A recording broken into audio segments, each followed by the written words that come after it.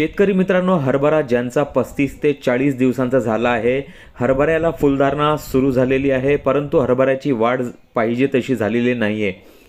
Branching जास्त दिसत नाही आहे. मग अशा वेळेस कोणते टॉनिक घ्यायचे आहे की ज्याने फुलधारणा तर होईल परंतु फुटव्यांमध्ये सुद्धा वाढ होईल, ज्यामुळे हरभरा दाट होऊन थोडा भरल्यासारखा दिसेल. त्यानंतर तासांमधील काही झाड पिवळे पडले असेल किंवा मर रोग लागला असेल तर हा रोग दुसऱ्या झाडांना लागणार नाही यासाठी कोणते उत्कृष्ट बुरशीनाशक आपल्याला घ्यायचे आहे. आणि शेवटी महत्त्वपूर्ण म्हणजे अळींपासून आपले पीक कसे सुरक्षित राहील याचेही लक्ष ठेवायचे आहे. म्हणून स्किप करू नका, नक्की हा व्हिडिओ संपूर्ण पहा. नमस्कार शेतकरी मित्रांनो, मी आहे ॲग्री सखा सुमीर आणि माझ्या ॲग्री सखा या यूट्यूब चॅनलवर मी आपण सर्वांचे स्वागत करतो. शेतकरी मित्रांनो, माझ्या मागील व्हिडिओमध्ये हरभऱ्यावर पहिली फवारणी कोणती करावी याबद्दल मी सविस्तर सांगितले होते. जर कोणी ती फवारणी नाही केली असेल, म्हणजे पहिली फवारणी हुकली असेल, तर ते ही फवारणी म्हणजे हरभऱ्यावर दुसरी फवारणी करू शकतात.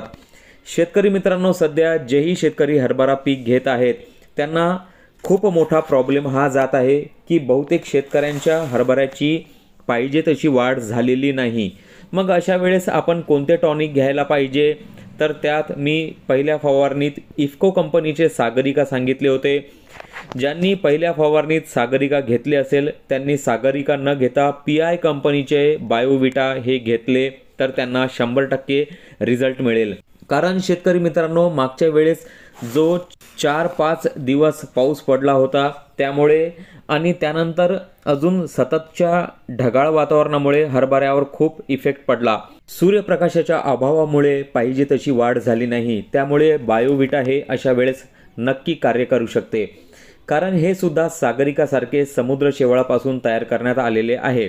यात प्रोटीन, अमिनो ॲसिड, सायटोकिनिस आणि इतर सूक्ष्म अन्नद्रव्यासोबत एन्झाईम हे महत्त्वाचे घटक आहेत.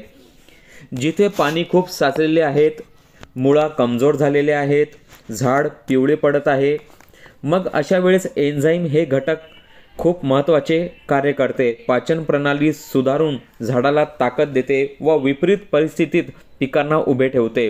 त्यामुळेच मी हे सुचविले आहे. याचे प्रमाण 15 लिटर पंपाला 30 ते 35 ml एवढे घेऊ शकता. त्यानंतर दुसरी बाब ती म्हणजे हरभरा पिवळा पडणे, मररोग लागणे. जर प्रत्येक तासामध्ये आपल्याला 4 किंवा 5 झाडे मररोगामुळे बाद झालेली दिसतील तर समजा आपल्या उत्पादनावर खूप मोठा परिणाम होणार आहे.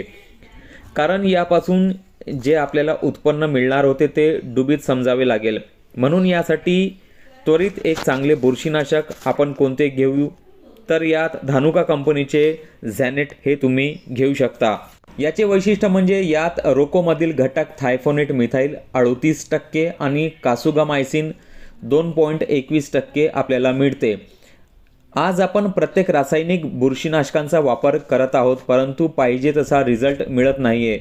मग अशा वेळेस जीवाणू बुरशीनाशकाची साथ मिळाली तर नक्की आपल्याला रिझल्ट मिळण्याची ॲश्युरिटी मिळते, हमी मिळते. मित्रांनो, इतर बुरशीनाशकापेक्षा एकदा तरी हे वापरून पाहिले पाहिजे.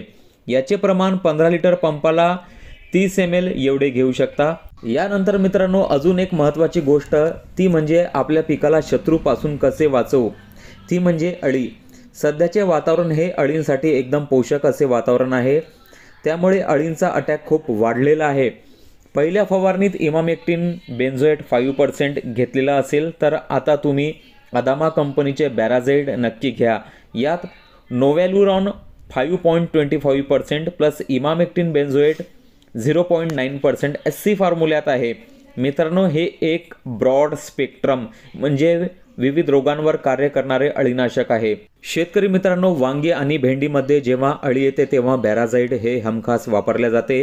कारण यात नोव्हॅल्युरॉन घटक अळींचा हमखास नाश करतो. त्यामुळे यावर आपण विश्वास करू शकतो. फक्त हरभऱ्यावर जेव्हा फुलधारणी स्टार्ट होते त्या अगोदर याची फवारणी करून घ्या. फुलधारणा 10 ते 15% झालेली असेल तेव्हा टाळावे. याचे प्रमाण 15 लिटर पंपाला 30 ml एवढे घेऊ शकता. तर मित्रांनो, आता फवारणी कशी होईल, तर PI कंपनीचे बायोविटा हे टॉनिकमध्ये, बुरशीनाशकामध्ये धानुका कंपनीचे झॅनेट, अळीनाशकात अदामाचे बॅराझाइड. आता ही झाली फवारणी, परंतु मी थंबनेलमध्ये वाढ होण्यासाठी हा घटक नक्की वापरा तर तो कोणता? तसे तर सागरिका किंवा बायोझाईमची फवारणी झाड भिजेपर्यंत चांगली व्यवस्थित केली तर तसेच रिझल्ट मिळेल. परंतु ज्यांच्या हरभऱ्याची वाढच नाही त्यांनी मी सांगितलेले बायोझाईमसोबत ही औषध नक्की वापरा, त्यांना 100% रिझल्ट मिळेल. ते म्हणजे गोदरेजचे विपुल, ज्यात आहे ट्रायकंटिनल 0.1%. मित्रांनो, हे एक PGR प्लांट बूस्टर आहे जे पिकांच्या वाढीकरिता आणि फुटव्यांकरिता खूप उपयुक्त आहे. याचे प्रमाण फक्त 15 लिटर पंपाला 25 ml एवढेच घ्या, यापेक्षा जास्त घेऊ नका, कारण सोबत बायोझाईमसुद्धा सांगितलेले आहे.